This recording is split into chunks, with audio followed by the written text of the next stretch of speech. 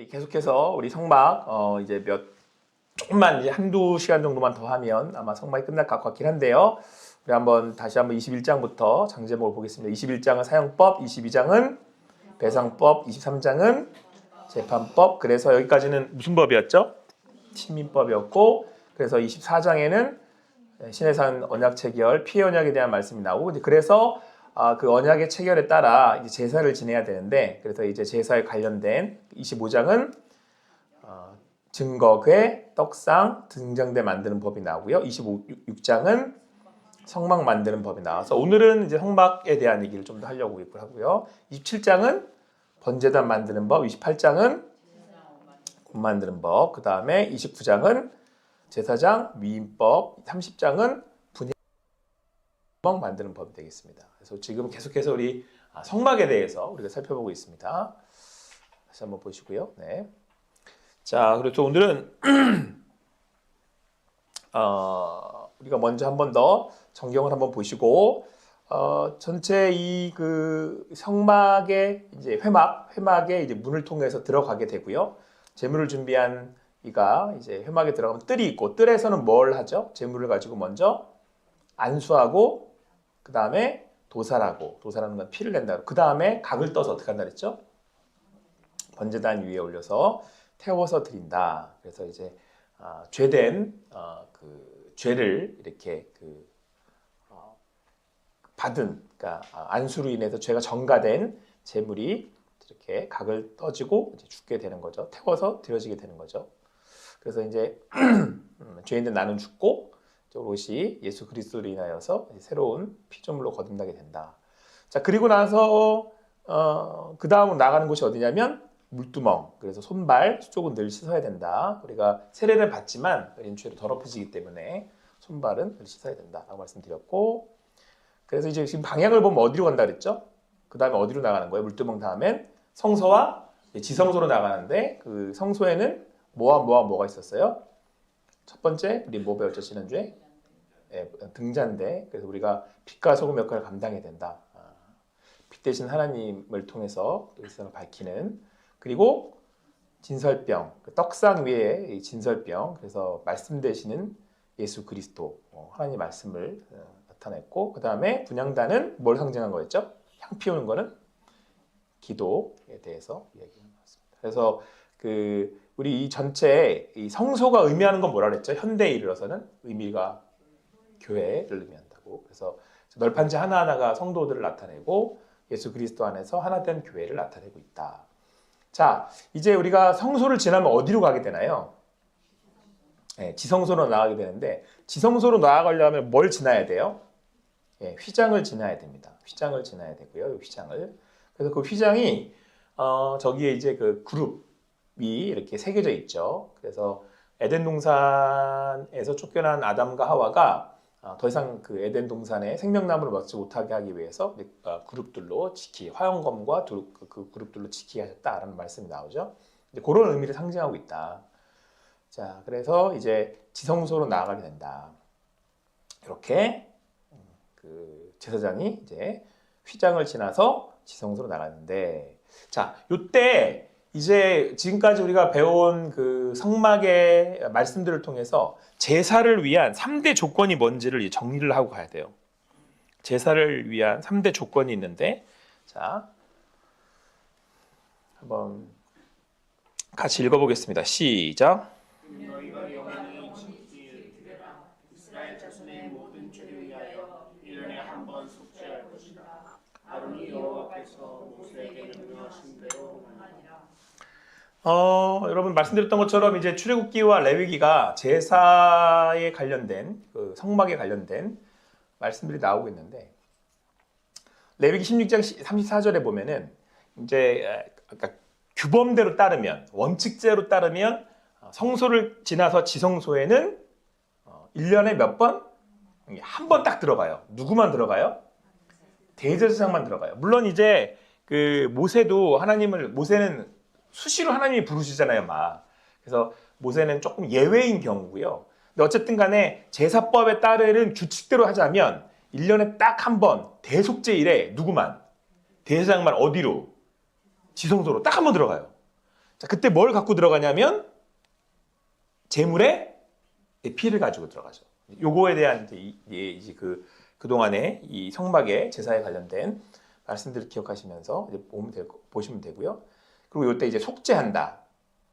아론이 여호와께서 모세에게 명령하신 대로 행하게 된다. 그래서 지금 대제사장은 누구예요 지금? 아론이죠. 네, 아론이 지금 들어간 거예요. 휘장을 지나서 언약궤가 있는 지성소에. 그래서 자 제사의 3대 요소예요 이게. 그러니까 제사 그러면 구약의 제사 그럼 이 3대 요소가 갖추어져야 되거든요. 첫 번째가 뭘 것 같으세요? 아무거나 생각나는 대로. 제사엔 이게 꼭 하나 있어야 되는 것 같아요. 첫 번째는 뭘 것 같으세요? 제물과 제물의 피죠. 제물은 저기서 다 배워드니까 엄밀히 말하면 제물에 피가 있어야 돼요. 그렇죠? 왜냐하면 피가 뭐기 때문에 생명이기 때문에 그렇죠? 속죄하기 위해서는 생명값이 있어야 되잖아요. 자 그리고 또 뭐가 있어야 될까요? 저 동그라미 친 거 안에 생각해 보세요. 제사장이 있어야 되죠. 제사장도 그냥 제사장이 아니고 대제사장이 있어야 되는 거예요. 자 그리고 또 하나 언약궤인데 네? 언약궤인데 언약궤가 어디 있어요? 지성소에 있죠. 그러니까 뭐가 있는 지성소여야 되는 거예요? 언약궤가 있는 지성소여야 되는 거예요. 이 세 개가 조건을 만족해야 돼요. 자 다시 뭐라고요? 자 제물의 피, 그 다음에 대제사장, 그리고 요 세 개가 아주 중요한 포인트예요. 왜 제가 지금까지 이렇게 계속 이렇게 업그레이드를 시켜왔는지 여러분들을 이해시켜드리기 위해 업그레이드를 시켜왔던 이유가 여기에 있는 거예요. 구약을 제가 여러분들 계속 쌓아드린 거거든요, 이렇게. 자, 여기서부터 아주 중요한 이제 여기서부터 이제 여기까지가 이제 잘 이렇게 업그레이드 시켜 오신 거고, 이제 여기서 여러분들이 뭐를 공부하실 거냐면 오늘은 멋지지 않아요? 와, 대단한 것 같아요, AI 진짜. 진짜. AI는 대단한 것 같아요. 어떻게 이런 걸 한글에 그려주지? 제가 그냥 되겠지? 그러고 이렇게 해서 성전을 제가 쭉 입력한 다음에 그려줘 그랬더니 와 이걸 한눈에 그리더라고요. 자, 요게 성막과 성전의 역사예요. 제가 한눈에 들어오도록 그린 거예요. 자, 제가 지금까지 구약을 쭉 보면서 구약을 관통하는 여러 가지 주제들이 있지만 자, 우리가 볼 때 몇 가지 주제 중에 저는 굉장히 중요하게 나는 이걸 제일 중요하게 생각해요. 저는 이걸 제일 중요하게 생각해 뭐라 그랬죠? 제사라 그랬죠? 제사를 어디 드려요? 제사를 어디서 드려요? 네? 회막에서, 성막에서 드리잖아요. 그래서 이게 성막의 역사예요. 이거를 아셔야 돼요. 그래야지 구약이 흘러가요. 굉장히 중요한 거예요. 자, 우리가 지금 모세오경 그러면 창세기, 출애굽기, 레위기, 민수기, 신명기죠. 여기까지가 어디까지의 그 시절을 나타내냐면 광야 시대까지를 나타낸단 말이에요. 그렇죠? 가나안에는 모세가 안 들어가요. 누가 들어가요?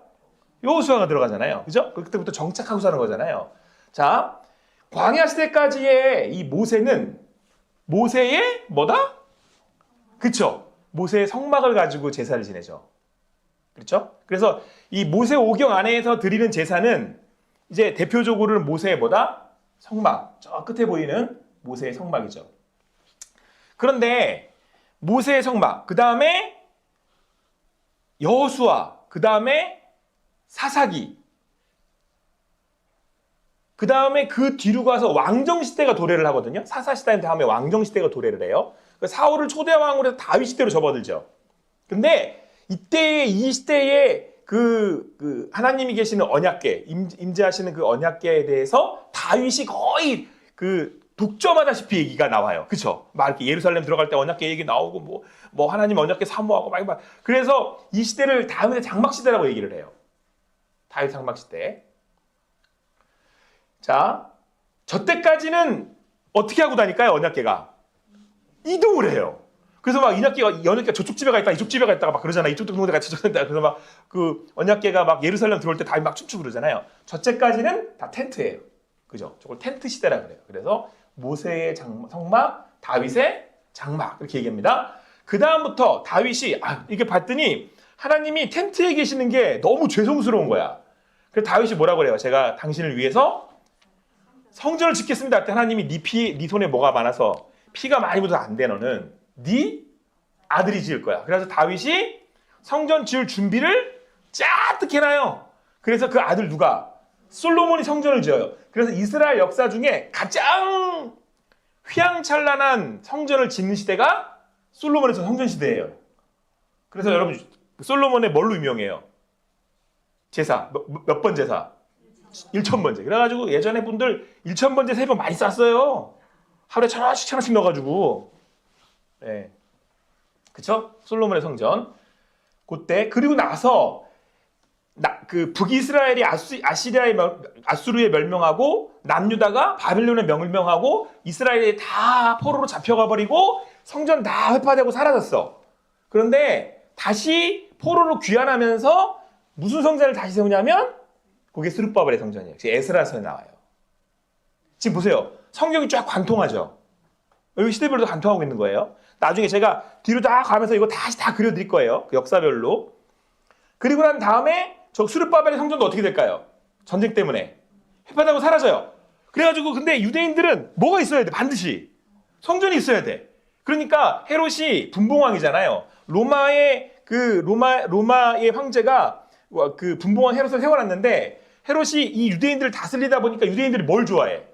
성전 좋아해. 그래서 헤롯이 뭘 지어주는 거예요? 헤롯 성전 지어주는 거죠. 근데 예수님이 여기 와서 어떻게 해요? 예? 성전 청결하게 하시죠. 여기. 자, 그리고 그 다음에 예수의 성전이 교회 시대로 넘어가는 거예요. 요거를 이제 성경이 쫙 그리고 있고 요게 사도행전으로 넘어가요. 앞에 복음 섞여 있고. 대략 계략을 알려드린 거고. 자, 제가 여러분들에게 지금 말씀드렸던 성막할 때 가장 먼저의 첫 번째 성막은 뭐예요? 예, 모세의 성막이에요. 그러다가 또 이것도 이렇게 잘 그려주더라고요. 기가 막힌 것 같아 진짜. 자, 예전에 손으로 제가 유년부 전도할 때 손으로 다 그렸는데 그때 또 낭만은 있었으니까. 여튼 자, 여러분 저 프린트물 보시면 제가 장막에 대한 특징들을 살펴놨거든요. 모세의 장막의 특징은 뭐라고 써 있습니까? 예, 동행하시는 하나님이에요. 그래서 여러분 제가 예전에 그 장막에 대해서 계속해서 여러분들하고 함께 나누면서 얘 특징은 뭐냐면 어떻게 해요? 텐트를 폈다가 거두고 또 막 이동해. 그리고 또 폈다고 거두고 이렇게 하잖아요. 그러니까 이 성막에 하나님이 거하시는데 이 장막에 거하시는데 하나님이 같이 이동하고 돌아다니시는 거예요. 그러니까 모세의 이 성막, 모세의 장막에 있어서 가장 특출난 특징은 뭐냐면 하나님이 우리와 함께 하신다는 거예요. 하나님이 출애굽기 25장에서 뭐라고 그러셨죠? 내가 그들 중에 거할 성소를 그들이 나를 위하여 짓되. 하나님이 왜 이 보잘것없는 성소에 여기에 임하시겠어요? 이유는 뭐예요? 내가 너와 함께 하겠다. 그게 모세 장막의 가장 중요한 메시지라고 제가 말씀을 드렸어요. 그래서 이 모세 장막을 통해서 하나님께서 이스라엘 백성 가운데 함께 하신다라고 하는. 그런데 죄인인 우리가 하나님을 만나기 위해서는 뭐가 해결돼야 돼요? 죄가 해결돼야 되는 거죠. 그 장막이 우리에게 오롯이 보여주고 있는 거예요. 그리고 어떻게 죄가 해결되어질 수 있는지를 장막이 보여주고 있고, 그렇죠? 그래서 이 모세의 장막 시대에는 이 모세의 장막에 하나님이 거하셨다. 이게 모세 장막 시대.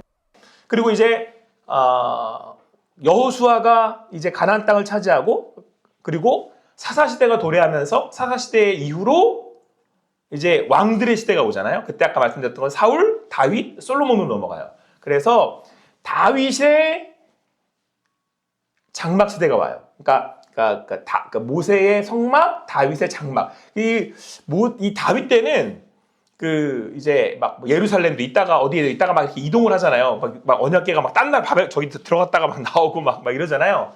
여러 가지 이렇게 이동들을 하는데 이때는 다윗과 언약궤 얘기가 되게 많이 나와요. 여호수아 시대부터 언약궤 같이 들고 이동하고 전쟁 중에 앞에 나가고. 그러니까 저 언약궤는 뭘 상징하는 거예요? 결국에는 하나님의 임재를 상징하는 거예요. 왜냐하면 하나님이 임하시는 곳이 속죄소 주 위니까. 나중에 좀 더 제가 자세히 설명을 드릴게요. 자, 근데 다윗이 이때 그 시대에 이 하나님이 이 다윗의 하나님이 이 언약궤를 다윗이 되게 사모하고 사랑해요. 왜냐하면 하나님이 나와 함께 하신다라고 하는 것이 언약궤에 담겨진 의미잖아요. 언약궤에 하나님이 임하시니까. 그래서 하나님이 나와 함께 하신다. 그 다윗은 저 언약궤에 대한 사모함이 굉장히 강해요. 그 하나님이 기억하시는 그 시대가 모세의 장막인 광야 시대와 다윗의 장막이에요. 이 다윗이 그 시편을 대부분 다 썼어요. 시편을 제일 많이 쓴 사람이 두 명이에요. 누구죠? 모세와 다윗이에요. 의미 있어요. 그러니까 자 보세요. 모세와 다윗의 시대의 특징은 전부 다 어떻게 해야 돼? 막 이동을 하잖아요. 그래서 항상 나와 함께 하시는 거죠. 그러니까 다윗도 그 언약궤를 따라서 이동을 해요. 다윗이. 그러니까 왜 그러냐면 다윗은 누굴 사랑하는 거예요? 하나님을 사랑하는 거예요. 여러분 우리가 예배를 드린다고 했었을 때 예배의 가장 중요한 그 요건이 뭐예요? 우리가 예배를 드려. 왜? 그 하나님 사랑하니까요. 하나님 사랑하니까. 자, 공감하라고 말씀드린 거니까 그냥 이해하고 마음을 접고 들어보세요. 내가 연애를 한다고 하면 생각을 해보세요. 연애를 했었죠. 과거에. 그때 사랑하는 그 사람이 있는 곳이면 어디든 천국이지만 제가 혹시 어디든 가요. 어디든 가요. 자, 하나님이 우리를 너무 사랑하셔서 어디든 가세요. 하나님이 인간이 될 이유는 없잖아요. 왜 오셨어요? 인간이 돼서 여기까지. 하나님 나를 사랑하시니까. 그래서 우리가 예배를 할 때는 장소나 상황의 관계가 없어요. 그래서 다윗이 하나님, 저는 이렇게 좋은 성전에 이런 궁궐에 있는데 당신은 저런 청막 같은 곳에 저를 계신 게 너무 좀 마음이 어렵습니다. 그랬더니 하나님이 뭐라 그러시냐면 야, 내가 있을 곳이 없어서 여기 있는 거 아니잖아. 이렇게 말씀을 하세요. 그러니까 여러분들 예배하는 중에 우리가 가장 큰 복은 누구를 만나는 거예요? 하나님 만나는 거예요. 근데 우리가 이걸 놓치면 우리는 뭐 없는 안꼼 찐빵이고 어쨌든 그러니까 진짜 우리 예배를 드리는 게 아니죠. 그 하나님을 너무 사랑해서 하나님의 사랑을 너무 깊이 경험해서 어쩔 줄을 몰라 하는 사람이 누구냐면 다윗이에요. 하나님이 왜 다윗을 기뻐하시냐면요. 다윗은 진심으로 예배하는 사람이거든요. 진심으로 하나님을 사랑하는 사람이에요. 그러니까 하나님 앞에 춤추는 거예요. 여러분들이 그 마음으로 예배하실 수 있게 되기를 바랍니다. 예수님이 그러시잖아요. 하나님이 찾으시는 자는 영과 진리로 예배하는 자인데 요거를 딱 한 단어로 정리를 하면 하나님을 사랑해서 예배하는 자를 찾으시는 거예요. 여기에 예배에 진정한 의미가 있는 거예요. 여러분 이 다윗의 이 예배의 낭만을 꼭 회복하시거나 계속 누리실 수 있게 되기를 바랍니다. 하나님은 이 다윗의 장막을 너무너무 사랑하세요. 그리고 모세의 이 성막 시대를 그리워하세요. 하나님은.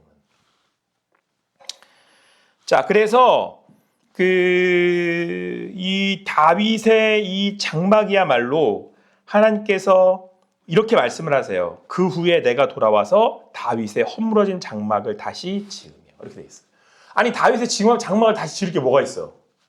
그 얘기는 뭐예요? 그때 우리 그렇게 사랑했잖아. 제가 그러니까 생각나는데 전에 한번 말씀드렸나요? 아니다. 옛날 얘기 해봐야 지금과 또 비교되니까. 네. 저기 뒤에 보면 커플 있잖아요. 여기 멀리 여기서 여기 수원에서 여기까지 온 커플. 하나님 사랑해서 여기 온 줄 알아요. 어쨌든 사랑하면 이 수원에서 어디도 온다? 인천도 온다. 이런 거예요. 이게 그런 거예요. 이게 아시겠어요? 그게 예배예요. 그 예배가 여러분의 예배 되기를 소망합니다. 네. 다윗의 그 마음을 아시는 거예요. 하나님은 그 마음. 다윗은 그 사랑하는 마음으로 하나님을 이렇게 예배했던 거죠. 그리고 난 다음에 다윗의 시대를 지내서 다윗의 아들이 누가? 솔로몬이 이제 성전을 짓는데 요때 이 기점으로 움직이던 이 그 텐트였던 회막이 멈춰서 성전에 머물러요. 건물 안에 들어가요. 이제 건물 안에 들어가죠. 자, 이때는 여러분 뭐가 중요한 거냐면 자 보세요. 특징이 있어요. 1세대와 2세대. 그러니까 솔로몬과 다윗에 있어서의 이 언약궤의 특징은 뭘 강조하고 있는 거냐면 하나님이 우리와 함께 하셔서 늘 동행하신다. 이게 특징이에요. 근데 이 성전의 특징은 뭐냐? 성전의 특징은 뭐냐? 이때부터 여기 이 하나님의 이 언약대로 이 사람들이 뭘 이루냐면 백성을 이루고 또 자 보세요. 국민, 그 다음에 땅, 그리고 주권, 하나님의 주권. 요 3대 요소가 뭘 이루어요? 국가잖아요. 이제 뭐가 된 거야 이게? 하나님의 나라, 통치. 이게 성전의 의미예요. 이게 되게 중요한 거거든요. 이게 아주 중요한 이 개념이에요. 그러니까 여기 있는 백성들은 뭐 어떻게 하는 거예요? 누구의 말씀을 듣고 그 말씀대로 나라를 다스려가는 거죠. 이 나라는 무슨 나라가 되는 거예요? 하나님 나라가 되는 거죠. 이게 성전의 특징이에요. 그러니까 우리들 예배 드리는 사람들은 하나님의 말씀을 듣고 하나님의 백성, 하나님의 주권, 내가 있는 그곳에서 그 말씀으로 이 세상을 다스리면서 하는 거죠. 그럼 뭐가 임해? 하나님의 나라가 이루어지는 거죠. 이게 솔로몬 이후로의 특징이에요. 굉장히 중요한 개념이에요, 이게. 자, 그래서 이제 솔로몬 성정은 공동체적인 요소를 가지고 있어요. 그래서 막 여기 막 죄 모여가지고 막 시끄러, 막 울리고 막 그냥 뭐 소를 막 멸 막 드리고 막 이렇게 하잖아요. 그게 공동체적인 특징이에요, 그게. 그래서 여러분, 이 교회의 특징이라고 하면은 지금 지교회들 있잖아요. 우리 호산나 교회 같은 교회가 로컬 철치거든요. 이렇게 공동체를 이루고 이렇게 나가잖아요. 네. 근데 우리 안에 하나님이 임하신다고 그러잖아요. 근데 요것이 건물을 이제 하나의 단위이긴 하지만 우리가 모여서 이렇게 이루어서 하나님의 통치를 우리를 통해서 흘러가게 하시는 거예요. 이게 되게 중요한 거예요. 엄청 중요한 거예요. 그러니까 우리가 몸된 교회가 돼서 우리를 통해서 내가 있는 그곳에 하나님의 뭐가 이루어지는 거예요? 나라, 통치가 이루어진다. 네. 솔로몬의 성전이 아주 중요합니다. 그런 의미에서. 자, 그런데 솔로몬의 성전이 회파돼요. 이제 남유다, 북이스라엘 먼저, 남유다 다음. 다 멸망하고 포로로 다 잡혀가거든요. 자, 보세요. 나라가 망한 이유가 뭐겠어요? 나라가 왜 망하죠? 나라가 망하려면 왜 망해요? 힘을 잃었는데 이스라엘의 힘은 누가 줬는데? 하나님이. 그러면 그 얘기는 이스라엘에 누가 살아났다는 얘기예요? 하나님이 살아났다는 얘기예요. 하나님의 주권이 사라진 거죠. 더 이상 하나님이 이 이스라엘을 보호하시지 않아요. 그 나라가 망했어, 다. 하나님이 사라졌어. 그죠? 그리고 다시 고레스의 칙령, 그리고 너희들 다시 니네 나라로 다 돌아가. 그래가지고 다 돌아가요. 그래가지고 1차, 2차 포로 귀환이 이루어지거든요. 그때 에스라, 느헤미야, 에스더잖아요. 에스라 때 에스라랑 수르바벨이 1차로 그 포로 귀환을 하거든요.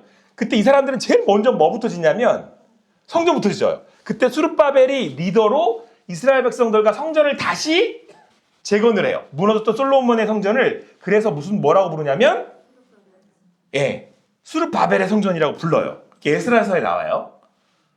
자, 근데 이 이스라엘 백성들이 지금 이 성전을 다시 짓는 이유는 뭐예요? 하나님의 임재 회복에 있는 거잖아요. 자, 그런데 여기 굉장히 중요한 게 있어요.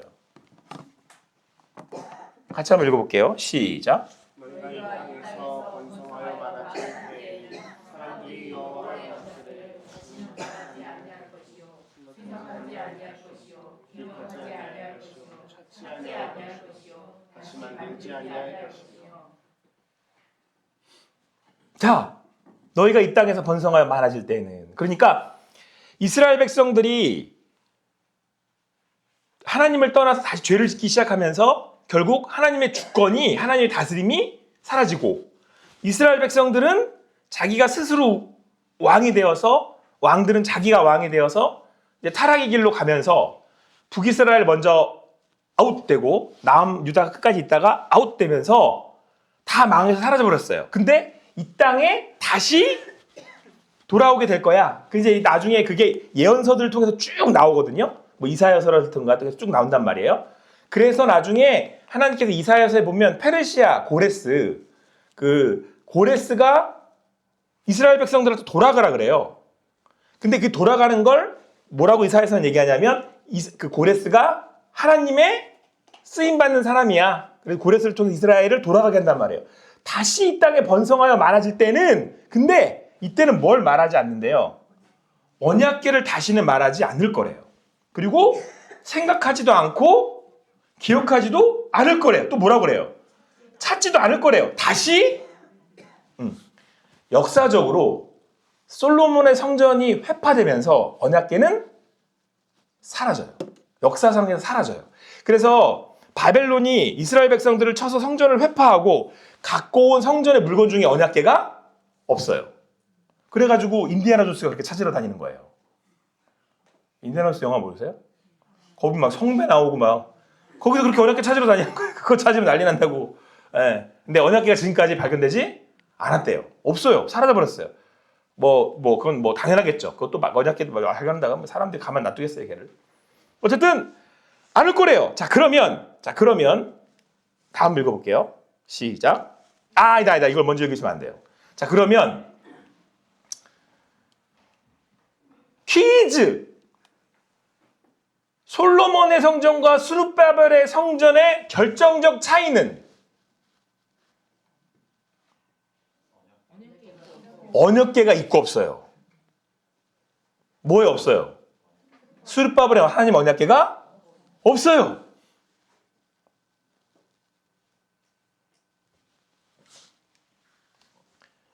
다시는 말하지도 아니할 것이고 생각하지도 않을 것이고 기억하지도 않을 거고 찾지도 않을 거고 만들지도 않을 것이며 다음 말씀 같이 읽겠습니다. 시작.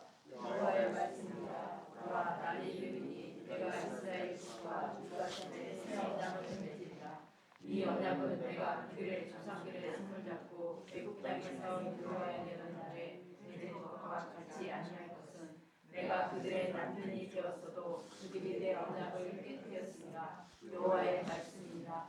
그러나 그날 후에 내가 이스라엘 집과 맺을 언약은 이러하니 곧 내가 나의 법을 그들의 속에 두며 그들의 마음에 기록하여 나는 그들의 하나님이 되고 그들은 내 백성이 될 것이다. 여호와의 말씀입니다. 우리나라에 3.1교회 많잖아요. 3.1교회 있어요. 옛날에 많았거든요. 그 3.1이 이것 때문에 3.1교회예요. 예레미야 31장 31절 때문에. 워낙 중요한 말씀이어가지고 3.1교회라고 하는 거예요. 여러분 이 말씀 되게 중요한 말씀이거든요. 구약을 저는 가르는 말씀이라고 생각해요. 이 말씀이. 지금 새 언약을 맺는다고 그랬잖아요. 그러면 새 언약이 있다라는 거는 옛날에 옛 언약이 있었다는 얘기잖아요. 근데 새로 맺는 새 언약이 뭐냐면 이거래요.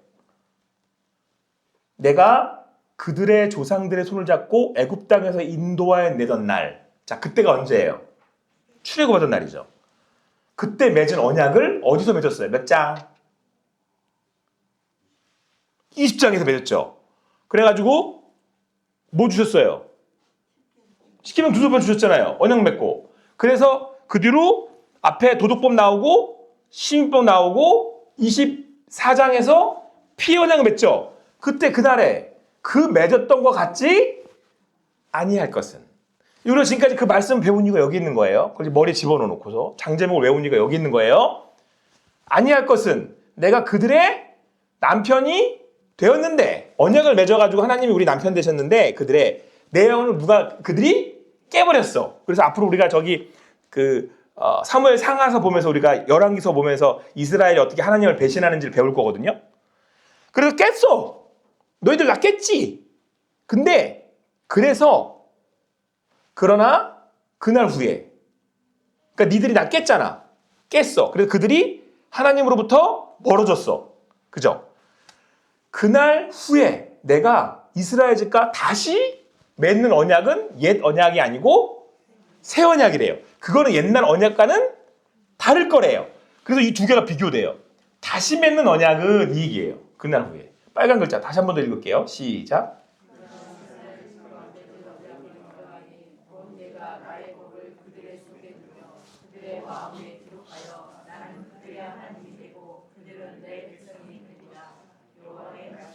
이거는 제사와 성막에 대한 이해와 언약궤에 대한 이해가 없으면 풀리지가 않는 말씀이에요. 그래서 되게 중요한 말씀이고 제가 계속해서 성막과 제사와 언약궤에 대해서 여러분들에게 자세하게 가르쳐드린 이유예요. 이 33절이 지금 앞에서 배운 성막과 이 성막에서 이루어지는 제사에 대한 이해를 가지고 그리고 뒤에 나오는 언약궤와 언약궤에 담겨진 내용물에 대한 이해를 해야 이 말씀이 이해가 돼요. 그래야지 예수님이 이루신 성전에 대한 이해를 오롯이 성경대로 할 수 있는 거예요. 그래서 제가 이거를 이렇게 해온 거고 단순하게 제가 설명을 드린다면 제가 이제 뒤에 가서 다시 한번 그 언약궤를 통해서 여러분들에게 설명을 드릴 거예요. 언약궤를 통해서. 근데 요거는 이제 33절을 이렇게 여러분들이 킵을 해두시면 돼요. 자, 그러니까 스룹바벨 성전에 이르기 전에 예레미야를 통해서 하나님이 뭐라고 말씀하셨냐면 야, 근데 너희들 나랑 새 언약을 맺을 거야. 자, 하나님께서 포로로 잡혀가는 이스라엘 백성들은 난 지금 망했어. 죄 때문에. 죄 포로로 잡혀가. 소망이 없어요. 근데 하나님이 예언자들을 통해서 뭐라고 계속 말씀하시냐면 내가 너를 치는 이유는 다시 어떻게 하겠다는 거예요. 회복시키시겠다는 거죠. 그래서 여러분 하나님을 믿는 사람들에게서의 시험과 이 심판에 대한 말씀은 뭘 목표로 하고 있냐면 회복이에요. 다시 내가 새 언약을 맺을 거야. 그러니까 이게 지금 다 병들어가지고 막 문제가 생겼어. 그럼 어떻게 해야 돼 이거를? 어떻게 하고? 없애고 새로 지어야 되잖아요. 그래서 여러분 우리 예수를 믿는 사람들은 여러분 사람은 고쳐 쓰는 게 아니래요. 그리고 오죽하면 그런 얘기 있겠어요. 머리 검은 고쳐서 안 되니까 그러는 거예요. 그런데 예수가 답인 이유는 우리는 예수 안에서 나는 죽고 다시 살아. 영어로 뭐라 그래 이거를? 본어긴 다시 태어났다 그러죠. 그래서 거듭났다는 표현을 쓰는 거예요. 우린 고쳐 쓰는 게 아니에요. 거듭난 거지. 그래서 새 언약을 맺으실 건데 성전을 새로 하신다는 얘기예요. 이게. 옛날에 그 성막과 솔로몬의 성전이 아니고 스룹바벨의 성전이 아니고 새로운 성전을 만들 거가 33절이에요. 요거 제가 기억해 놓으시고 요거 언약궤 가면 다시 설명을 해드려야 돼요. 자, 그런데 이스라엘 백성들은 계속 얘를 고집해요. 헤롯의 성전. 여러분 헤롯의 성전의 특징은 뭐냐면 그냥 여기 예수님이 딱 정의를 해서 말씀해 주거든요. 헤롯이 그 유대인들의 환심을 사기 위해서 무려 몇 년 동안 건축을 하냐면 46년간 만들어요. 고집스럽게 만들어요. 그러니까 이 헤롯의 성전은 결국은 누구를 위한 거예요? 자기 자신, 사람들을 위한 거죠. 여러분들 우리가 기억하셔야 될 게 있어요. 예배를 누구를 위해 드릴 수 있어요? 아니 그거는 누구를 위해 드려야 한다는 얘기인 거고 누구를 위해 드릴 수도 있어요. 예배를. 예. 근데 나를 위해 드리면서도 내가 나를 위해 드리는지 모를 수도 있어요.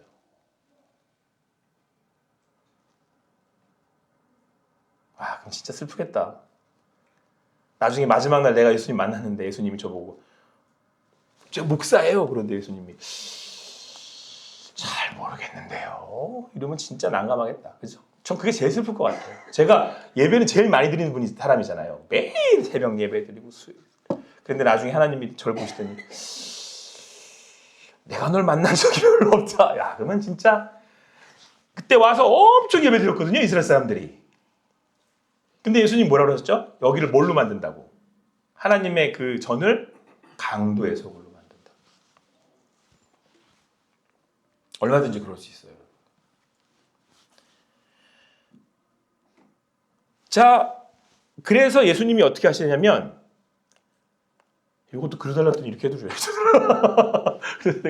그래서 어떻게 하셔? 다 엎으시고 채찍을 만들어 엎으시고 내쫓아버리시죠. 정결하게 하시잖아요. 예수님이 하신 이유는 성전을 정결하게 하시기 위해서 오신 거예요. 그래서 정결하시기 위해서 성전을 다시 만드시는데 그 말씀이 어디 나오냐면 예레미야 31장에 나와요. 31절에.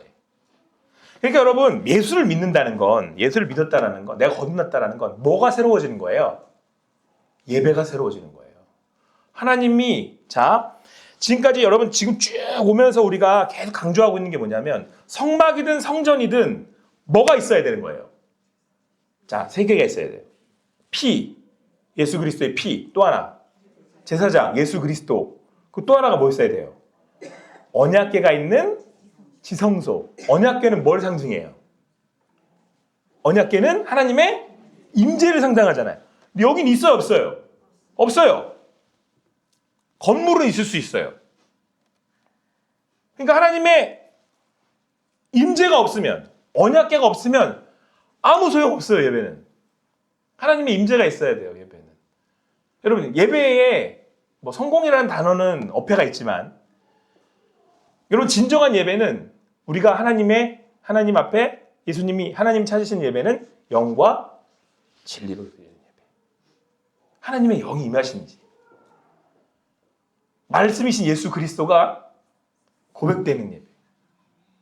여러분 그런 예배자가 되시길 바랍니다. 네, 예배에 성공하신 여러분 되시길 바랍니다. 하나님을 만나는 예배자야죠. 자, 그래서 한번 같이 읽습니다. 시작.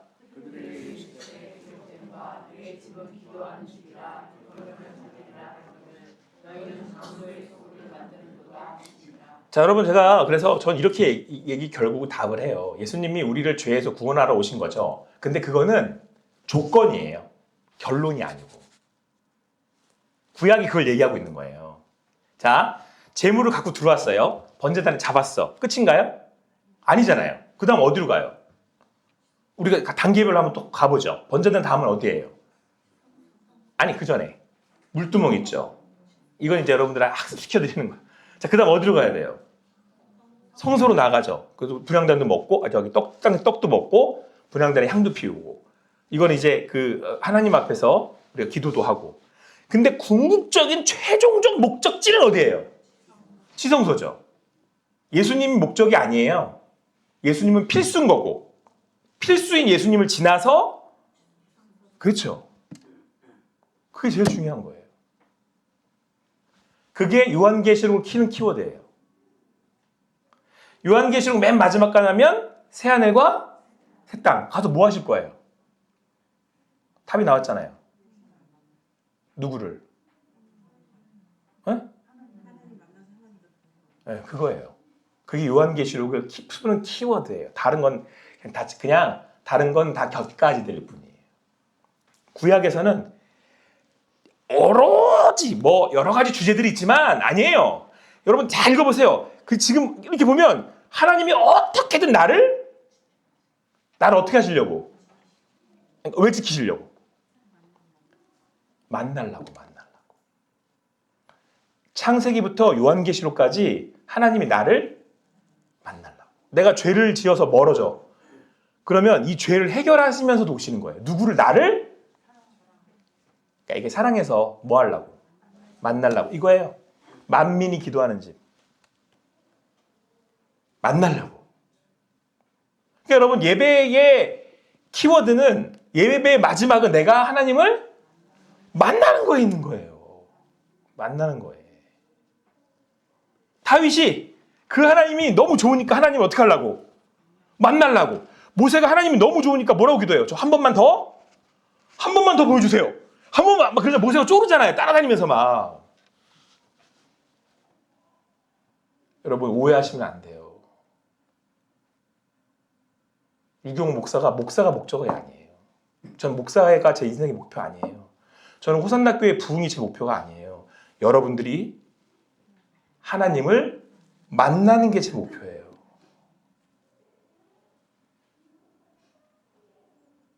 성도만 몇천 명 되면 뭐 할 거예요? 하나님을 그분들이 못 만나시는 게 뭔 소용이 있어요, 그게. 제일 중요한 거예요. 너무 중요한 거예요.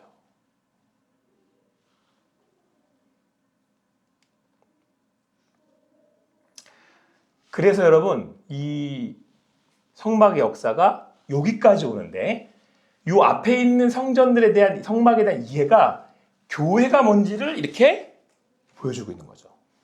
그래서 요거는 제가 다음번에 한 번 더 여기에 이어서 그러면 어떻게 그 교회가 하나님이 원하시는 성막과 성전의 교회가 되는지, 그리고 어떻게 그 교회를 하나님께서 이루셨는지 그걸 가지고 이제 다음 주에 한 번 더 나누도록 하겠습니다.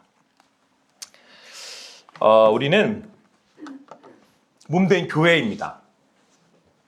믿으십니까? 네. 우리를 통해 교회를 이루셨어요. 그 얘기는 하나님이 우리를 뭐 하고 싶으신 거라고요? 만나고 싶으신 거예요.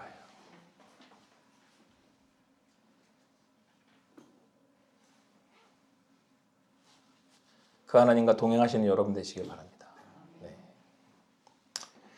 제가 지난주에 연락이 없으신 거 보니까 아직 뭐 임종하신 것 같진 않은데 병원에서 7일 남겨뒀다는 분 제가 이렇게 가서 전도하고 이렇게 안수기도 해드리고 왔다 그랬잖아요. 저는 죽음을 자주 보기 때문에 생각을 되게 많이 하는데 제가 되게 좋아하는 단어 중에 하나가 코람데오예요. 하나님 앞에서의 인생. 요거를 성전의 믿음, 성막의 믿음이라고 그러는 거예요. 다윗. 하나님이 오늘 나와 함께 하십니다. 라고 하는 고백. 여러분, 제가 그 죽음을 목도할 때마다 보는 건 그 누구도, 그 어떤 사람도 그 마지막 그 사람의 그 자리에 함께 동참할 수 없다라는 겁니다. 그 마지막 순간에는 오롯이 누구만 계셔요. 하나님만. 그런데 그때 그분이 내 안에 계셔야 될 거 아니에요. 하나님 나와 함께 하십니다. 이 고백이 나와야 될 거 아니에요. 성전의 고백이. 할렐루야. 그 하나님이 예수 그리스도로 인하여서 우리를 성전 삼아 주셨습니다. 오늘도 만나기를 원하십니다. 어느 자리든 어느 곳이든 그 죽음을 이기신 예수 그리스도를 통해서 더 하나님을 깊이 만나고 예배하는 여러분들 되시기 바랍니다.